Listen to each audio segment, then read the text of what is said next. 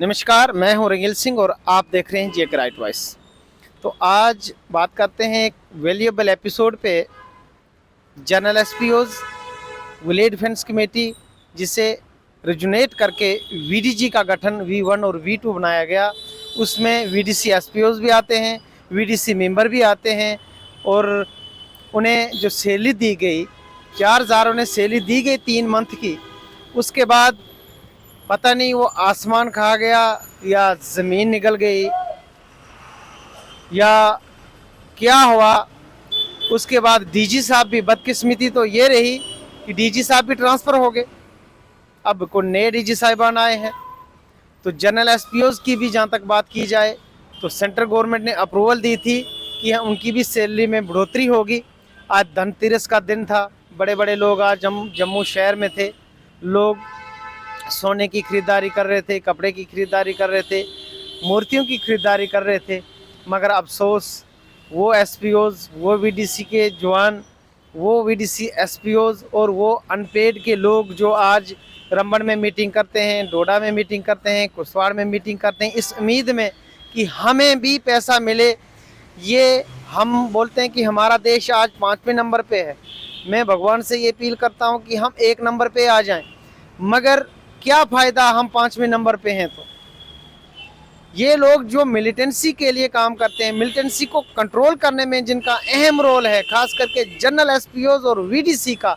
आपको मैं ये बता दूं कि वीडीसी को जब वीडीसी का आप नाम सुनते हैं, खास करके जम्मू कश्मीर के लोग, चाहे वो जम्मू शहर के हों, उधमपुर शहर के हों या जो भी हमारे टाउन एरियाज हों, जब मिलिटेंसी पीक पे थी, जब मिलिटेंसी अरूज पे थी, जब ना कोई फौज आती थी, ना जब कोई बीएसएफ का आदमी आता था, ना जब कोई सीआरपी आती थी, ना एसएसबी आती थी, जब लोगों को मिलिटेंट घर में घुस घुस कर मारते थे, स्कूल जलाए गए, पुल जलाए गए, मिलिटेंटों ने अपना राज स्थापित कर लिया था चिनाब वैली और पुंछ रजौरी में, खास करके, और उधमपुर के डुड्डू और बसंतगढ़ वाले एरिए में।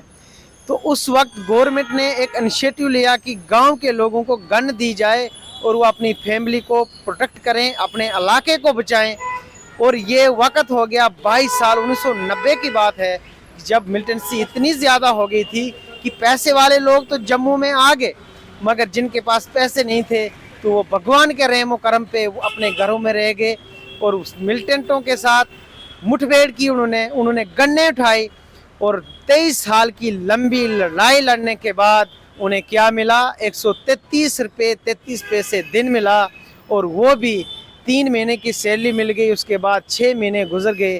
क्या वीडीसी एसपीओ या वीडीसी मेंबर राइस व्यूअल, क्या उनको पानी या राशन, क्या वो कोई एलियन है? क्या एलियन नहीं है, क्योंकि एलियन को सूरज की रोशनी चाहिए और उससे वो चार्ज होता है। मगर वीडीसी का मेंबर है, उसे पानी भी चाहिए, उसे राशन भी चाहिए, उसके माँ बाप भी हैं, क्योंकि पत्थर से तो निकला नहीं, उसकी फैमिली है, बच्चे भी हैं। मुझे ये समझ नहीं आती कि हम डींगे मारते हैं। हम पिछले दिनों में जहाँ पे नेपाल में पीछे भूचाल आया, वहाँ पे इतना मैसेकर हुआ, बहुत लोगों की कैजुअल्टियाँ हुई। इमीडिएट तरीके से हिंदुस्तान में रिलीफ कैंप लगाए, जो भी पर्याप्त सपोर्ट हो सकती थी दी।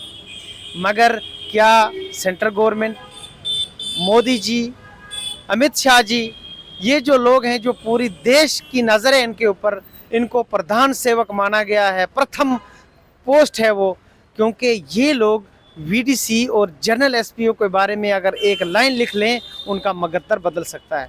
आप, ये पहली फोर्स होगी मेरी समझ में, शायद मैं आपको भी बोलूँगा कि आप कमेंट करें कि पूरी दुनिया में कहीं आपने ऐसी फौज देखी है कि 22 साल या 23 साल नौकरी करने के बाद वो पेमेंट के लिए लड़ाई लड़ें, और जिनके पास गवर्नमेंट का वेपन है, जो डिप्टियां करते हैं, और वो भी एक ऐसे इलाके में जो जम्मू कश्मीर पूरी दुनिया में प्रसिद्ध है कि वहाँ पाकिस्तान का जैसा हमारा एक नापाक पड़ोसी मुल्क है, जिसका काम है मिलिटेंटों को ट्रेन करके कश्मीर में भेजना, और कश्मीर में टारगेट किलिंग हो, चाहे वो यूपी का लेबर हो, चाहे वो जम्मू कश्मीर का लेबरर्स हो, या जम्मू कश्मीर का कोई टीचर हो, जो भी आदमी उसको टारगेट नाम पूछ के मारना।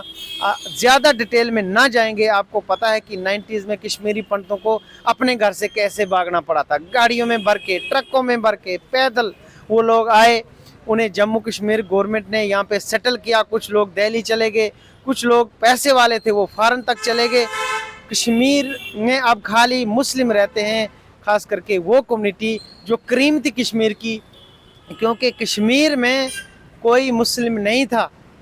आप इतिहास देखकर इतिहास गवाह के कश्मीर में सिर्फ कश्मीरी थे। हम टॉपिक से डाइवर्ट हो रहे हैं, मगर मेरी मजबूरी है, क्योंकि इस टॉपिक को समझने के लिए इस डेप्थ में आपको लाना बहुत ज़रूरी है।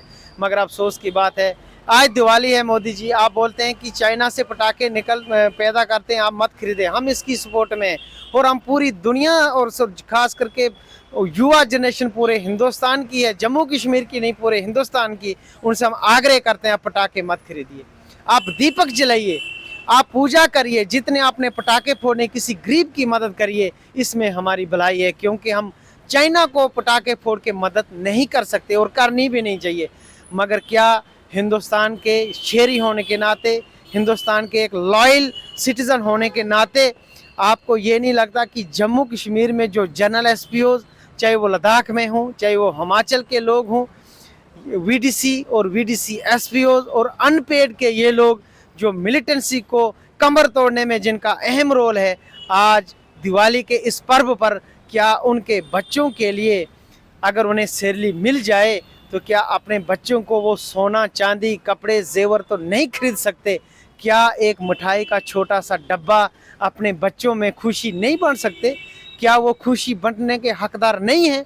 मैं मोदी जी आपसे ये क्वेश्चन पूछता हूँ। आप बोलते हैं कि पूरी देश पे और ख़ास करके जम्मू कश्मीर पे मेरी बड़ी पैनी नज़र है, हम इसका बहुत धन्यवाद करते हैं। और मुझे अनुरोध है और दुख इस बात का है कि डॉक्टर जितेंद्र सिंह राणा जो एमपी हैं और ख़ास करके चिनाब वैली से बम्पर वोटों से हमने जिता के उन्हें दिल्ली भेजा है और वो बड़े बड़े डिसीजन लेते हैं। उनके जो बड़े बड़े काम हैं, चाहे बड़ा काम जैसे जोजिला टनल हो, चाहे किश्तवाड़ में 3 हाइड्रो प्रोजेक्ट का शुरू करना हो, चाहे वो दिल्ली अमृतसर कटरा एक्सप्रेस हाईवे हो, सेंट्रल यूनिवर्सिटी हो, एम्स हो, कैंसर हॉस्पिटल हो, हम आपकी सराहना करते हैं।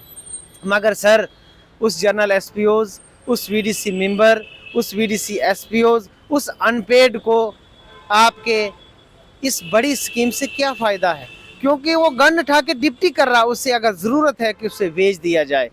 अगर आपने उसकी ज़िंदगी इस मिलिटेंसी को ख़त्म करने में लगभग ख़त्म हो गई है, क्या उनके बच्चों ने क्या दोष किया है?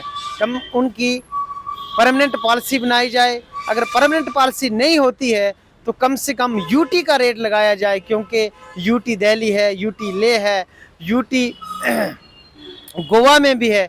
वहाँ पे जो मिनिमम वेज है कम से कम 600 रुपये दिहाड़ी, ऐसा हमने सुना है। जो भी minimum wage as per government gazette जो भी बनता है, कम से कम वो तो लागू कर दिया जाए, ताकि वो अपने बच्चों के साथ कुछ न कुछ झूठ या सच करके कुछ न कुछ गुजारा करें।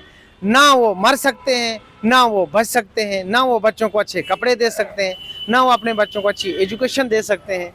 भला हो इस फौज का, नमस्कार हो इसका फौज का। भारत माता की सेवा करना हमारा प्रथम धर्म है, ऐसा उनका मानना है।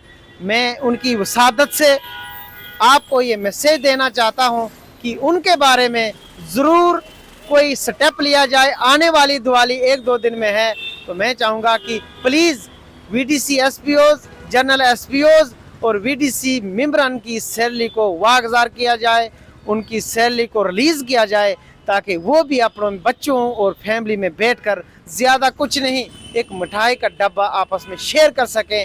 ऐसी मेरी आपसे अपील है। नमस्कार, जय हिंद।